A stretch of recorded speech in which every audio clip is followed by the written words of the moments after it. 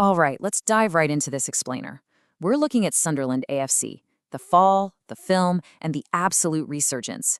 I mean, we're tracking a proud English football institution that went through absolute hell, all while the entire world watched, only to somehow rise from the ashes. It really begs the ultimate question. What actually happens when a football club's darkest, most miserable moments are broadcast to the entire world? Just imagine failing at your job, facing a crisis of epic proportions, and having a global streaming audience analyzing your every single move. That is a level of pressure that most sports teams literally never have to navigate. Gabe Turner, he's one of the producers from Fulwell 73 behind the massive Netflix documentary Sunderland Till I Die, summed it up perfectly.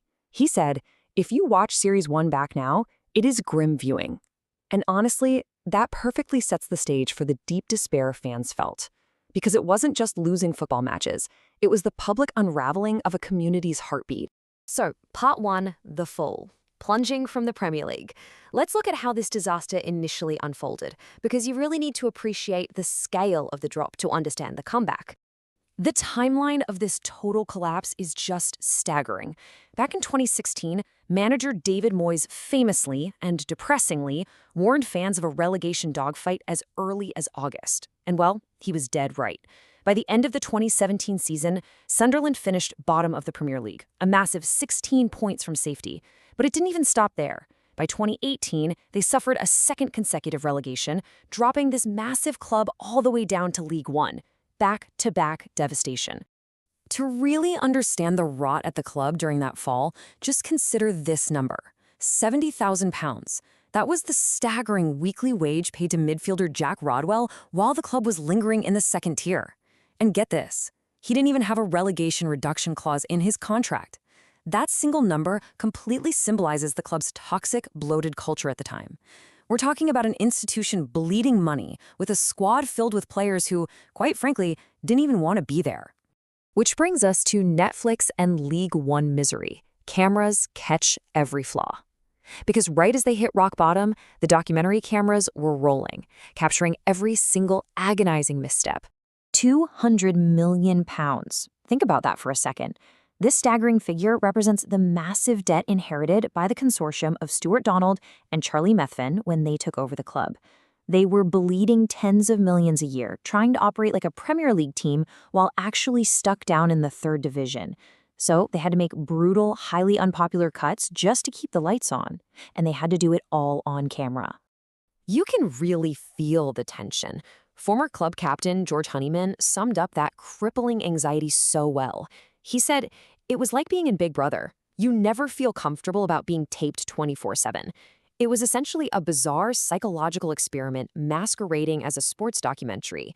Every misstep, every panic in the boardroom, every angry fan reaction, it was all immortalized for streamers across the globe." The difference between the chaotic past and the disciplined present is literally night and day. The old Sunderland? They were paying $100,000 for an unused cryo chamber, making a desperate £3 million panic buy for Will Grigg, and executives were imposing Tiesto walkout music just for the sake of branding. Total chaos. But the new Sunderland is completely transformed. They're debt-free, they boast the youngest squad in the championship, and they're fully putting their faith in highly talented teenage academy players rather than expensive, past-their-prime stars. And that brings us to writing a new script, a youthful revival. Because every good movie needs a twist, right? And Sunderland's turnaround officially began in 2021 when a new, very unlikely leader stepped in to rebuild the club's foundations. 23. No, that is not a player's jersey number.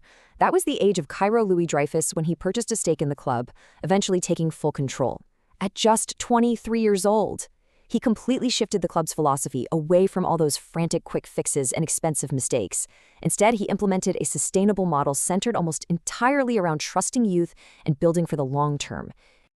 His master plan was definitely bold. They appointed Regis Lebriz as head coach, a manager known for implementing extreme tactical discipline, and then tasked incredibly young players to execute it. We're talking about Joby Bellingham showing massive midfield maturity, 19-year-old Eliezer Mayenda becoming a lethal attacking threat, and Chris Rigg, who at just 17 years old was starting consistently in midfield. They totally ignored the doubters who said they were too inexperienced, and they used that youthful energy to absolutely dominate the championship. Next up, return to the Premier League, ending the Wembley curse. After years of heartbreaking playoff defeats and a notorious losing streak at Wembley Stadium, the 2024 to 2025 season finally brought the ultimate catharsis for this fan base. The sheer grit it took to pull this off was just monumental. In the playoff semifinal against Coventry City, they managed to grind out a 3-2 aggregate win. The highlight? An astonishing 122nd-minute goal from Dan Ballard deep into extra time. And then, going into the final against a favored Sheffield United side, they didn't buckle, not one bit.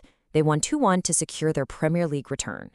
The sheer emotion of that final whistle is probably best described by club legend Gary Bennett, who said, "I've been involved in football all my life, and the noise that greeted that goal is the loudest I've ever heard."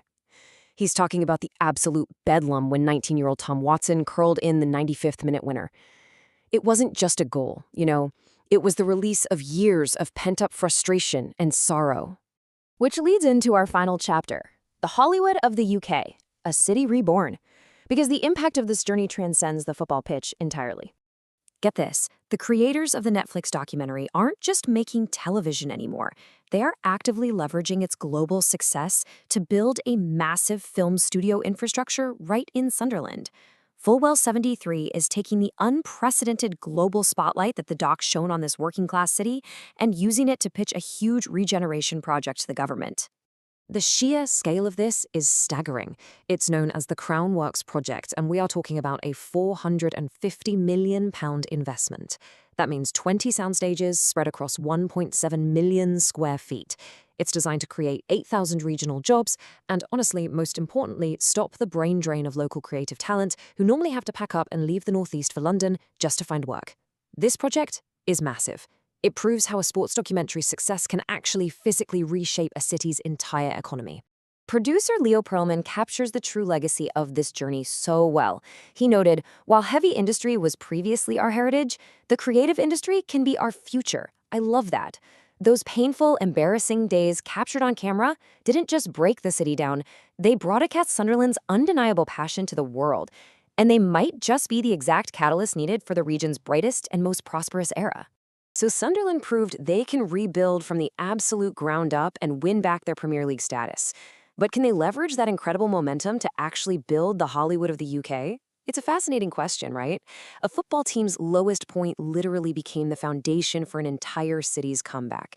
Keep your eyes on Sunderland, folks, both on the pitch and on the silver screen.